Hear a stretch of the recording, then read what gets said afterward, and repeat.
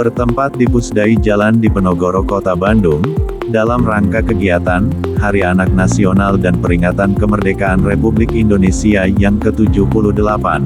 DPW PPLIPI Jawa Barat, Puspa Jawa Barat, Lions Clubs Indonesia Distrik 307B2 berkolaborasi mengadakan kegiatan pentas anak Indonesia dengan tema Anak Terlindungi, Jabar Juara Indonesia Maju, pada hari Rabu tanggal 30 Agustus tahun 2023. Kegiatan ini diikuti anak-anak dari berbagai daerah di Jawa Barat.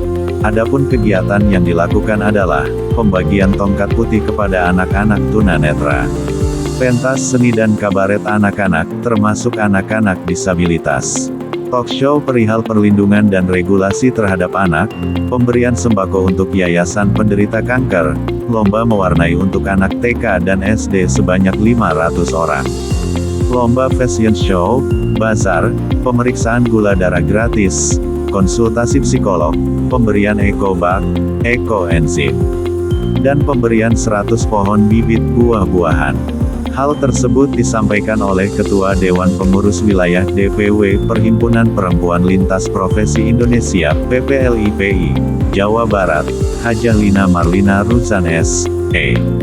Pada kesempatan ini Dr. Randa Haja Insinyur Eni Sumarni Magister Kesehatan hadir sebagai pembicara dalam talk show yang membahas perihal regulasi terhadap anak-anak Indonesia.